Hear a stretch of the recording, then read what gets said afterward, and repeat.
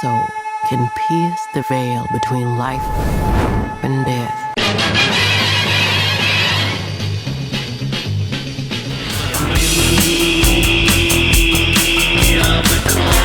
We are the Cult Lords.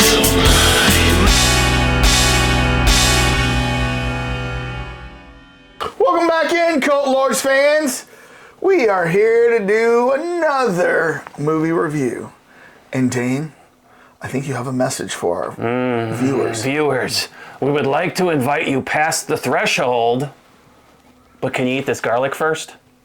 Thanks. All right, come join us. It's the pickled kind, don't worry. That's right. I've been pickling it for weeks. Yes. All right. They must have had awesome breath. Oh, yeah. Well, that's how I'm like, breathe on those, vampires. Just go. Kiss me.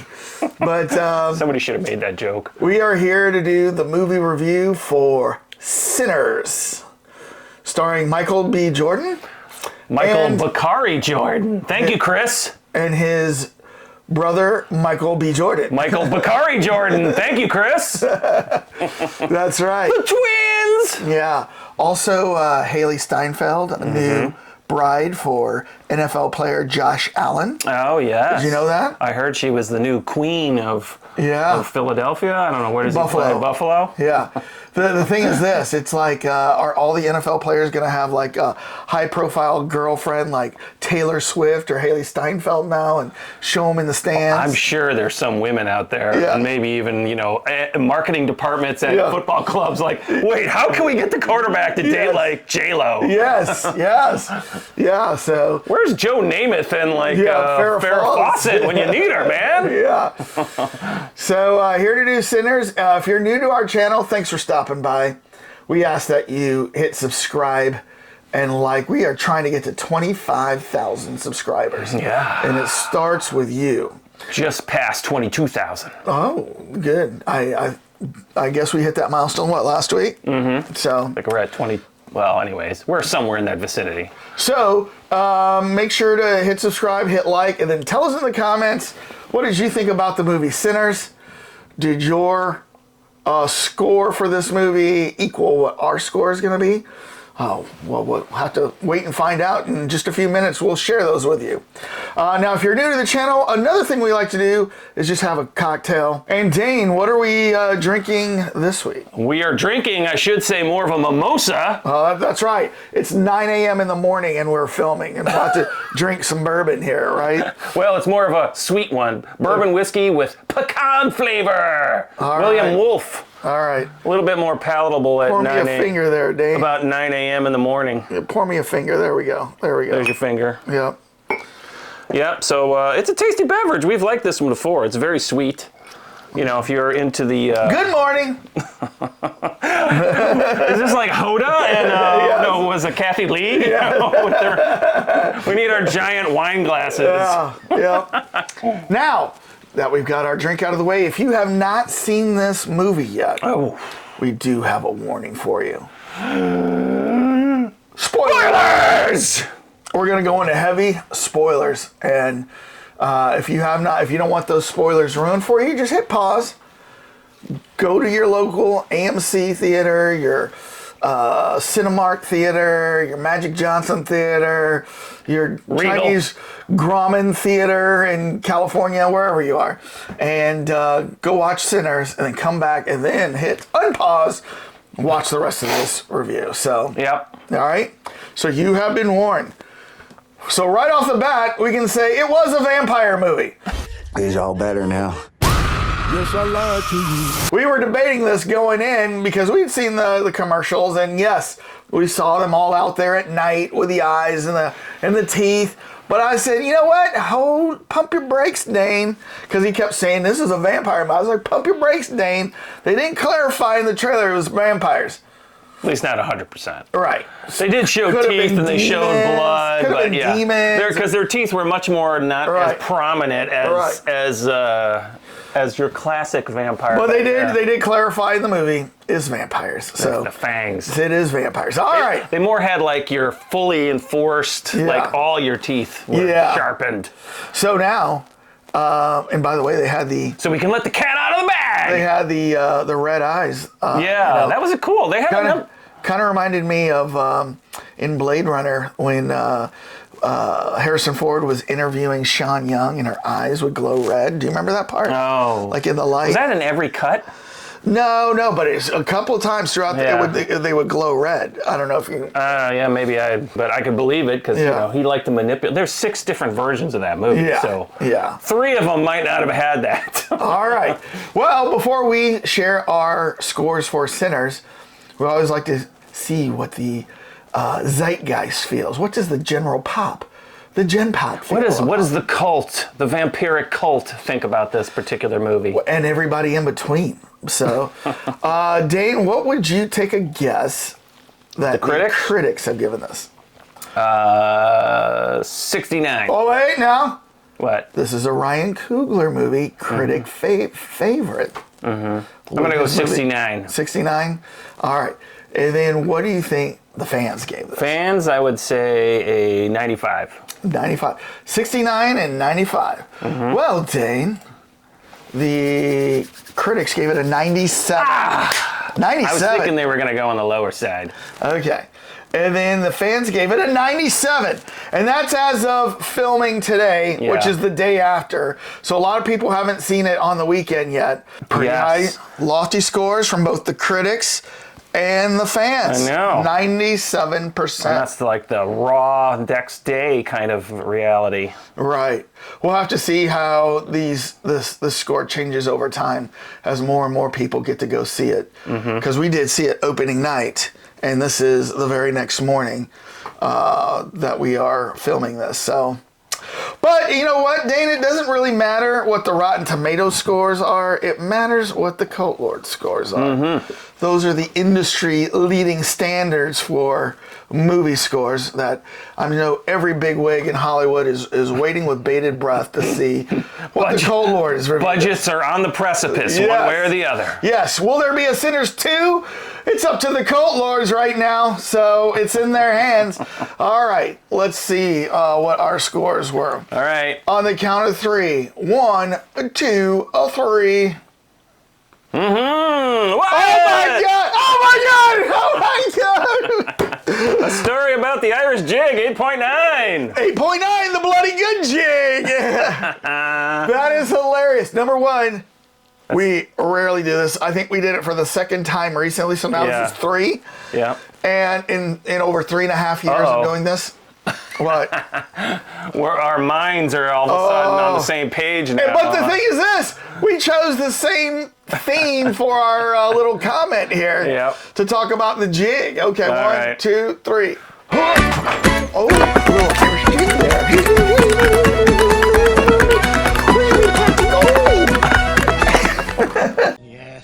They're always after me, Lucky Charms. All right, so we both gave it 8.9. It was right there on the precipice of being a 9. I'll tell you the big thing that held me back from going into the 9s.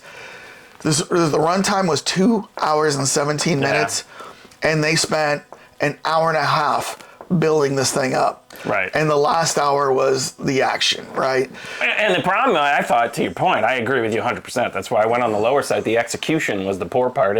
Ryan was like, I got to put the entire dance scene in there. I got to do the whole background on the kid, his. Although I was confused that when he went and put the thing at the grave, the flowers at the grave, I didn't know that was his kid. Oh. I mean, later when he all of a sudden is holding it, I'm like, oh, that was what was going on there. And then and then of course he had to close off all those different ends. You know, you thought the movie ended, and I bet what he did was like, all right, it's too long, so I'm going to need to put the credits in here. Yeah. And then we're going to do 3 more ends. Well, yeah. You know, the Klansman thing. Yes, that was like probably not necessary. Yeah, the gonna kill all those Klansmen. What was the other thing? Showing up mid-credits to see Buddy Guy as a 80-year-old blues man in Chicago, right? Yeah. You know, Stack and Mary are back as vampires. Yeah, I know. And offer so it was cool. Yeah. And obviously he wanted it in there, but it was like, there had to be a way to like shorten it and try to get things in, you know. There was just too much. And the one thing I thought that they missed was the Choctaw Indian vampire killer. So I have this in here.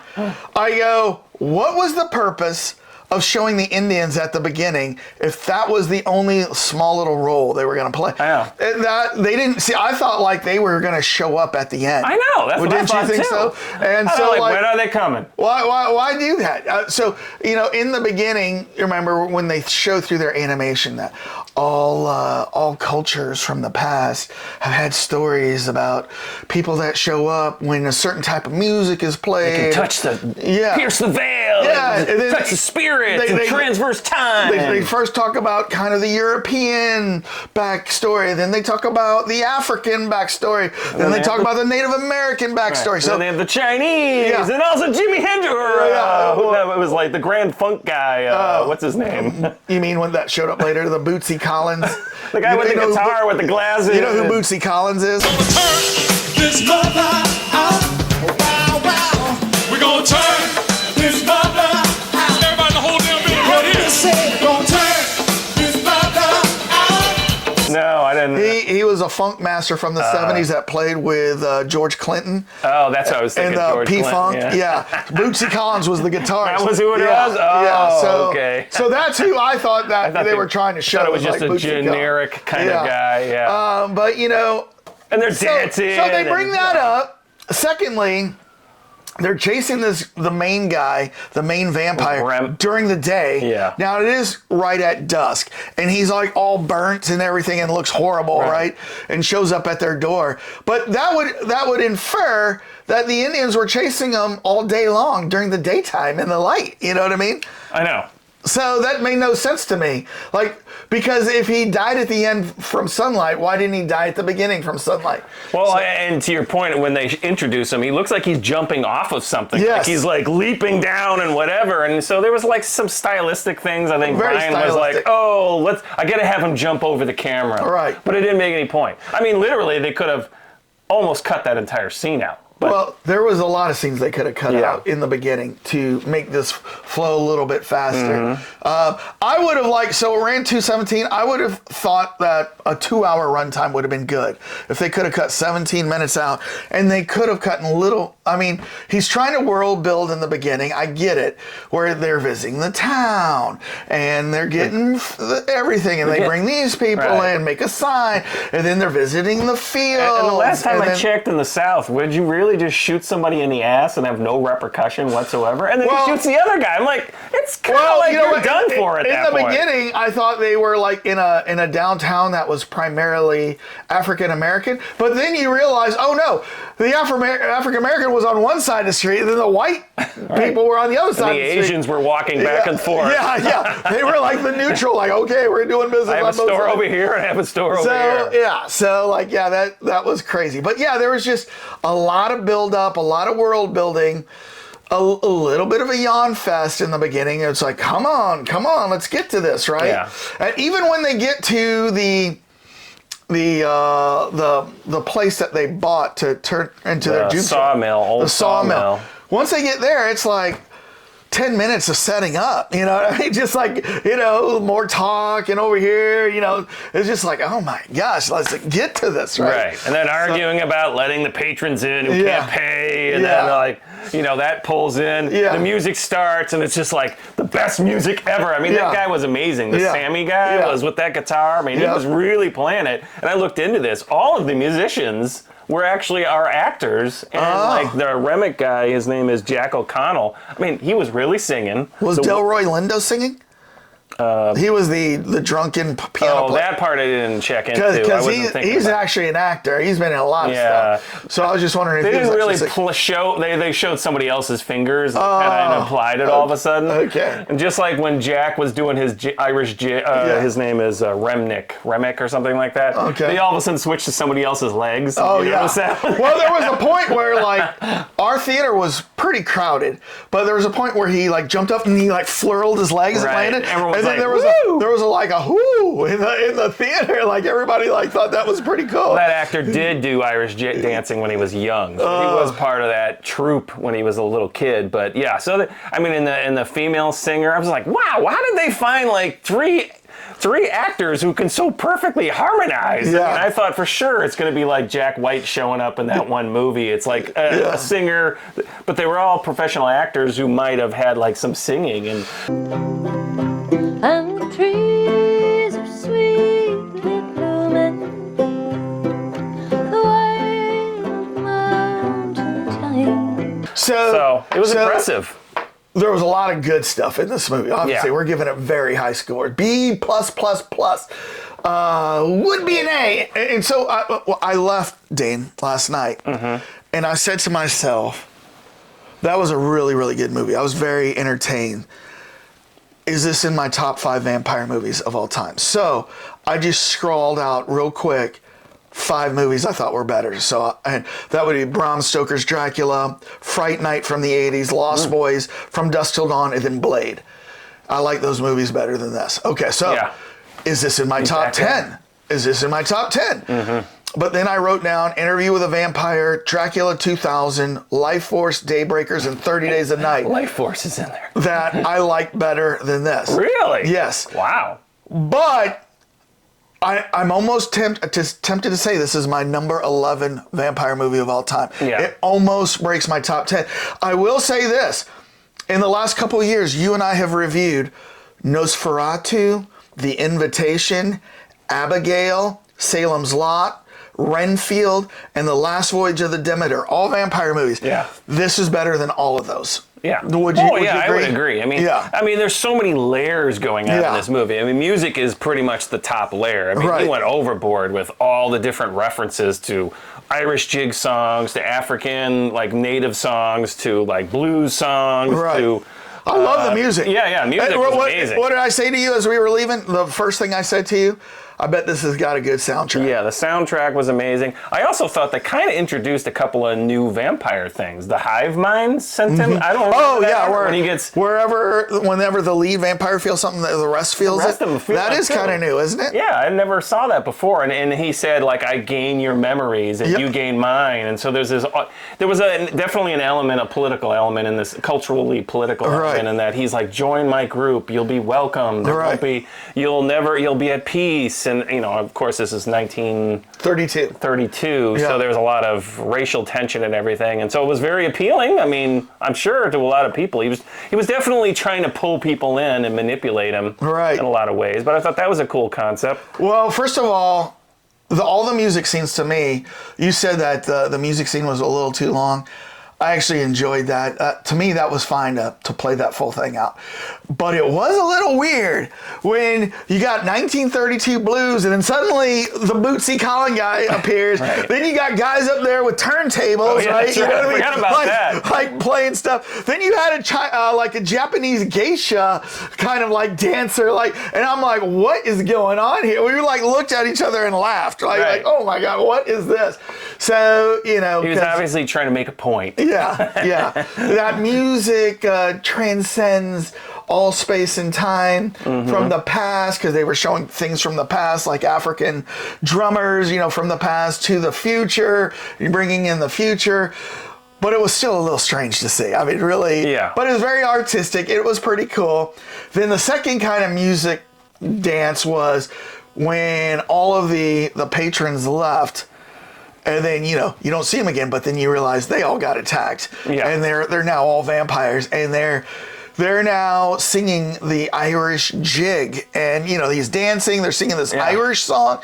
And it was exciting. It actually kind of gave me goosebumps of like how good that was choreographed and sung and everything. It was really cool. Yeah, and Jack O'Connell in an interview said that was his favorite night of filming. That whole thing was improvised. Oh. Like some of it was somewhat planned, but then the director just said, okay, you guys just do this generally. So the whole thing has this extra layer of dynamicism because they're just kind of like impromptu making it up as we go, and and you get a feel for that in the audience. Yeah, it was just really cool to see like Michael B. Jordan, Hailee Steinfeld, and then what's the one actor's name that I always see? He's at Omar Benson Miller, who played Cornbread.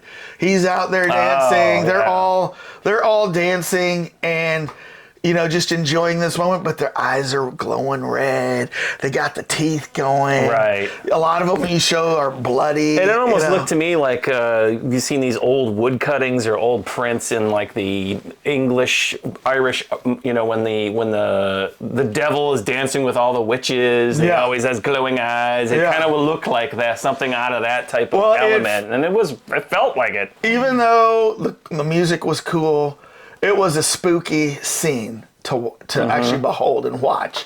And like, if you can imagine that happening in real life and you're standing inside the juke joint and looking out on this, that would be, that would just give you chills. And oh yeah, I mean, they were all freaking out. You might shat yourself. That's right.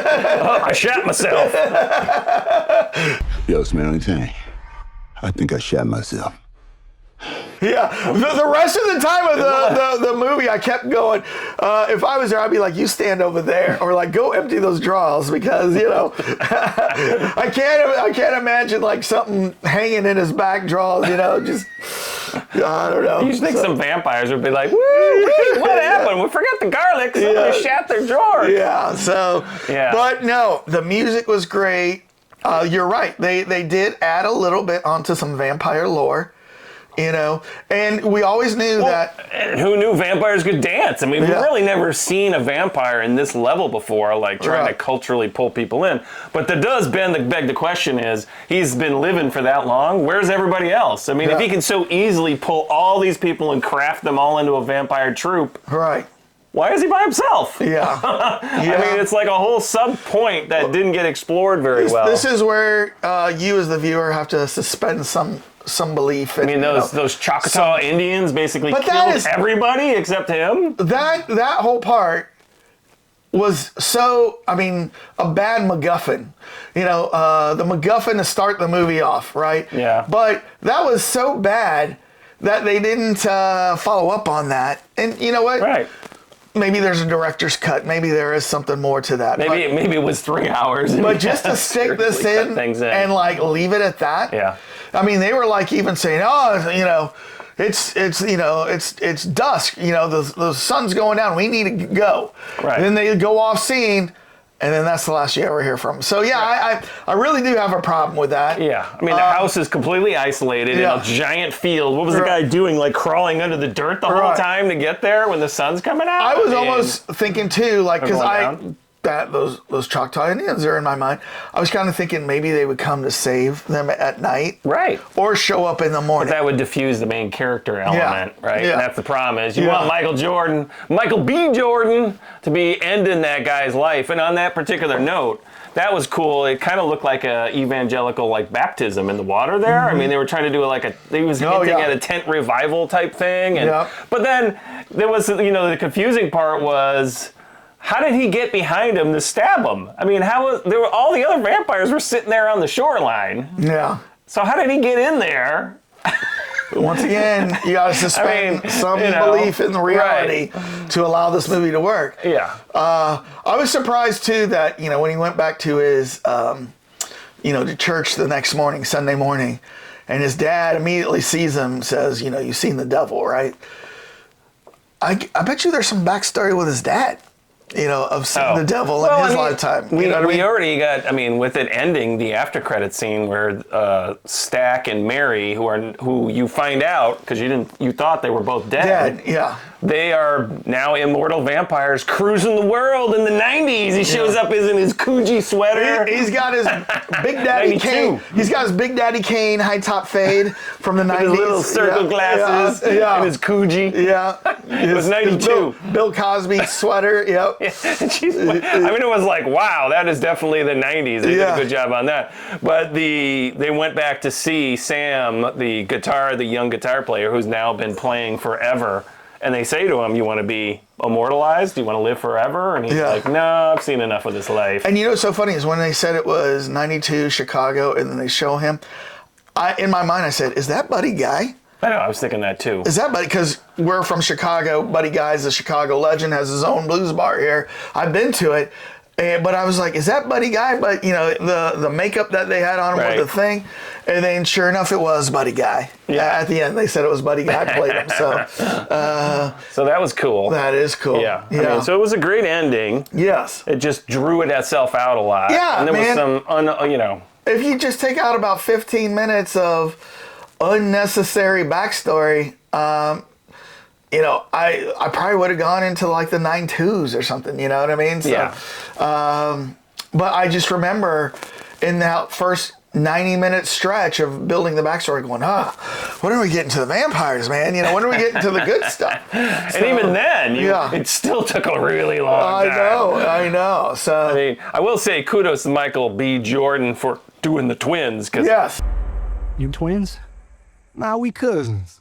Man, I mean, I was eyeballing like the edges. Like CGI has gotten so good these much days. better. Like, how did they do that? I mean, every single scene. Yeah. They always had to film one scene, especially the car moving scene. Although that could have been all CGI. This is so much better How did they than do that? The 1970s Freaky Friday, you know, kind of special effects of putting like them both together. I mean, they had to have him in full costume change. They must have filmed all the scenes with him in one costume. Yeah. And then they went back and filmed all the secondary scenes in another costume. They had a stand-in, you know, that he would talk to that they could cut out and insert. So they have the back when he was helping out. Yeah. With stuff. So yeah, I mean, there was a lot of stuff in here that it was like absolutely outstanding. I mean, blew your mind because you're like, what? For a second, I was thinking, does Michael B. Jordan have a twin? Really? And then just like Linda Hamilton bringing him out for the first time? Yeah. Look that up in Terminator, by the way. So it was a great movie. I was very entertained throughout the whole thing. The theater crowd seemed to have fun with it, like in some of the high moments and stuff like that. But yeah, I love the music. I love the two big music scenes were like very cool and very integral. I loved it all. I mean, it was a great movie. It's just a little bit too long. That's it. Only criticisms I can think. Well, not the only criticism. We talked about the Indians and some of the story lines that kind of go to nowhere, right? That aren't closed off.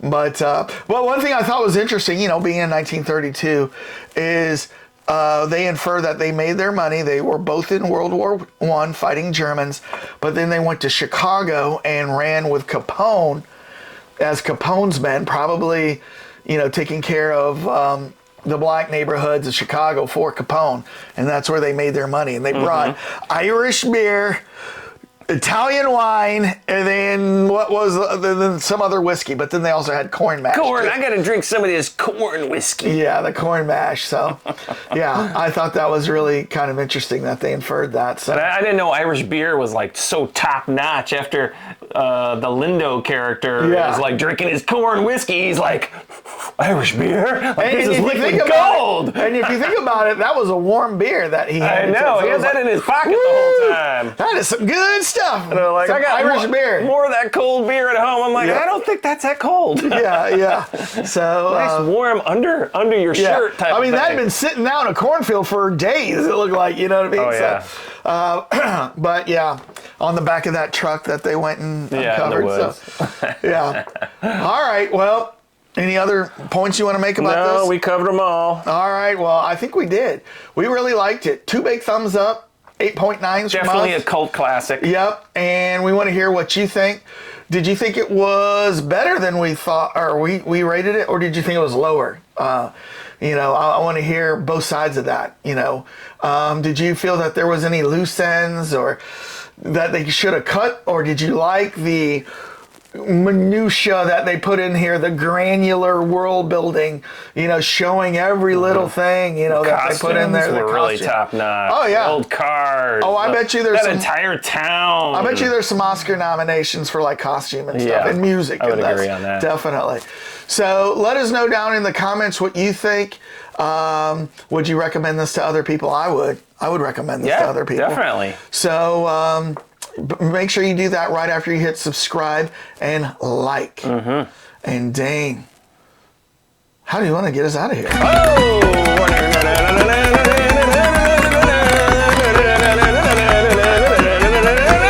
up! Peace out, everybody.